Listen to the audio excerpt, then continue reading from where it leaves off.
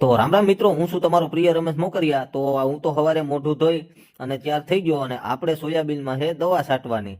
અને આપણી ડિફેન્ડર અહીંયા પડી, આપણે 150 ડિફેન્ડર હાલે છે દેવેશભાઈની ઘોડે. અને મારી ડિફેન્ડર લઈને હું નીકળી ગયો ગામનું બૂસ મારવા.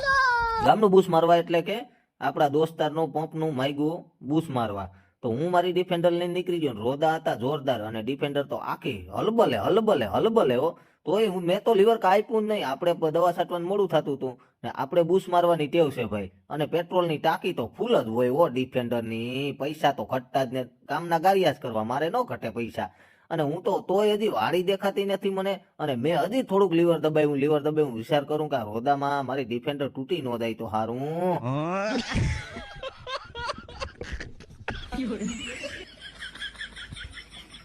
અને ફાઇનલી મિત્રો હું પૂગી ગયો મારા દોસ્તારની વાડીએ. તો ઈ તો ઘરમાં હતા, તો અવાજ માર્યો તો ઈ તો નીકળે નહીં. આ આવી તો ગયા. ઓહો દેવાજભાઈ, આ તો સડો પહેરીને આવ્યો. એવા સડા ઘીરે પહેરવાની વસ્તુ છે સાહેબ, બજારમાં રખડવાની વસ્તુ નથી. તો મેં પણ પછી એને કહી દીધું કે ભાઈ આ સડા ઘેરે પહેરવાની વસ્તુ છે, તમે આવા આવા સડા પહેરોમાં છોકરા બગડે. અને એની વાડીએ તો ભાઈ એક મસ્ત મજાની ગાવડી પણ બાંધી છે અને વાસણું પણ છે. અને તોય આ ભાઈ તો ઉઠીને આરો મળે અને આપણે કામ ના આરો સડાવે. અહીંયા તો ભારી ગઈ. પછી હું નીકળી ગયો ફાઇનલી. હું કે આપણે આની આરો જોઈને આપણે ખંભે પંપ નાખી બૂસ મારીને નીકળી ગયો. અને મને તો એમ હતું કે આપણી ડિફેન્ડર માંથી નળી ન પડી જાય તો સારું પંપની. પણ કે રોદા એવા હતા ને મારી ડિફેન્ડર ને આખી હસબસાવી નાખી છે યાર. અને ફાઇનલી હું નીકળી ગયો પંપ લઈને નીકળી ગયો. તો મને જલ્દી સોલા ચડતા હતા યાર. મારે દવા છાંટી લેવી, સોયાબીનમાં ઈર છે. અને મારી ડિફેન્ડર નું લીવર દબાયું જે હામ આવ્યા ને કહી દીધું આને. હું પૂગી ગયો વાડીએ પૂગીને મેં તો બૂટમાં જોઈ, બૂટમાં વીસી નથી ને એલા. ક્યાંક ફટકારી લઈ મને ભારી થઈ પડે યાર. અને મેં બીજું બૂટ ખખેર્યું, પછી ઈમાય જોયું, ઈમાય કોઈ નતું. તો પછી ફાઇનલી મેં એક્શન ના બૂટ ચડાવી લીધા. જોઈ લો મિત્રો કેવો લાગુ છું, બહુ મસ્ત લાગુ. હા, કોમેન્ટ બોમેન્ટ ઠપ કરજો, બહુ મસ્ત લાગતો. અને પછી મેં લીધી દવા લીધી. દવા તો હું શ્યામ એગ્રો વાળા પાસેથી લઉં. હા, પ્રફુલભાઈ મધુરમ વાળા. અને દવાનું રિઝલ્ટ નું આવે તો યાર રૂપિયા પાછા હો. હા, શ્યામ એગ્રો એટલે કઈ ઘટે જ નહીં હો. અને મેં તો પછી દવાનું ઉદ્ઘાટન કરી નાખ્યું અને નવું ડબલું તોડું. અને જો આ ડિસમિસ છે ને આગળી જો ડબલાના સોચલા કાઢી નાખું. અને મેં ડબલામાં ડિસમિસ ભરાવી ખોખામાં અને ઉપાડી લીધું. એ વાહ, હેપી બર્થડે ટુ યુ. કે કપાઈ ગયો. અને આ છે આપણી દવા. अभी मैं गाली नहीं दे सकता। नहीं, गाली नहीं देना। अब फैमिली देखती है, वरना मैं ऐसे ऐसी गाली दूं, ऐसे गाली दूं। અરે યાર, આનું પેકિંગ તો બહુ મજબૂત છે. પછી તો મેં મોઢે તોડી પટ્ટી. અને પટ્ટી તોડી અને હું તો ઘડીકીમાં ગોટે સડી ગયો ને તો માન કરીને ખુલ્યું. અને મેં તો ભાગ કરી નાખ્યા ને એમાંથી નીકળું નાનકડું કચરા ને. શું કરવું, કચરો તો નાખી દીધો આપણે. અને પછી ડબલું યાર, આ ફાલની દવા, જો આ દવા મારે કાયમ આવી ગઈ ને તો કામ થઈ જાય. ઓ કારી હાટું હાર કરાવી દેવાનો છે જો મારે સોયાબીન જૂને તો. અને એ વિચારીને મેં તો પાણીની ડોલ નાખી પંપમાં, રેડ પફેડ. અને પછી મેં ભરી દવા ભરીને તો હરખો માફ કરીને હું નાખું હો દવા તો હું થોડીક જ લઈ આવું. એ એગ્રોમાંથી હું બાકી લઈ આવું. હા, હપકાવી દીધી લે. અને આ લીધી મેં બીજી દવા.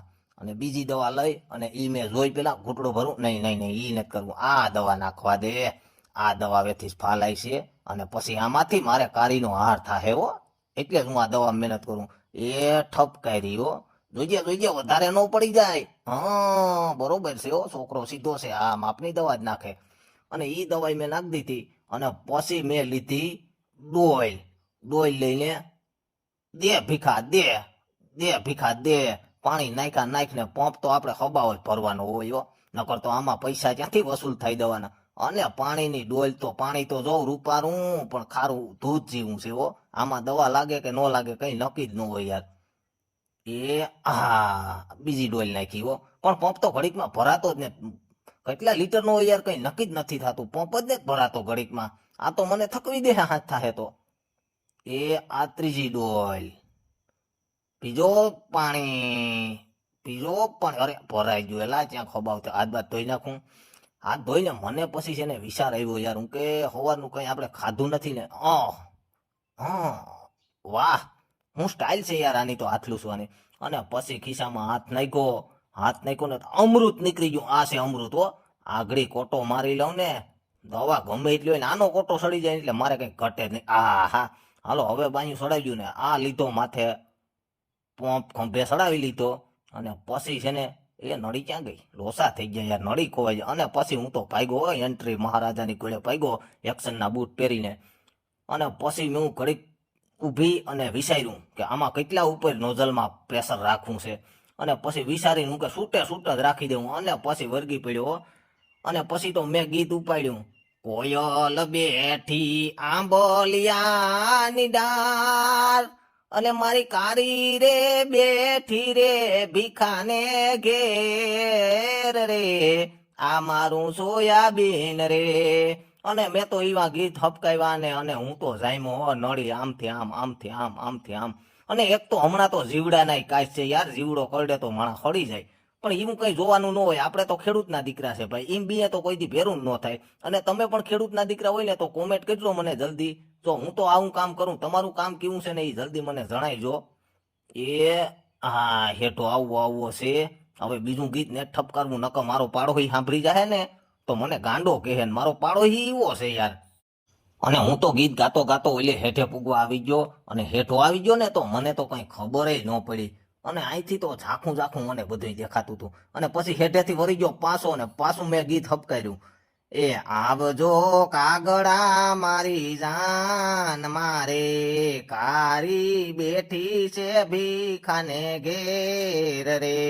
આમાં મારા ગીત હપકાવ્યા. મેં તો મારા કારીના ગીત ગાયા યાર. અને પછી દવા ઉકલી હતી, એમાં તો કઈ હું પાછો હેઠે પૂગવા આવી ગયો. નળી તો આમ તાકાત માંથી ઉડે યાર. આમાં તો આપણે સોયાબીન ખાંડી કરવાનું છે અને કારીને લઈ આવવાની છે યાર.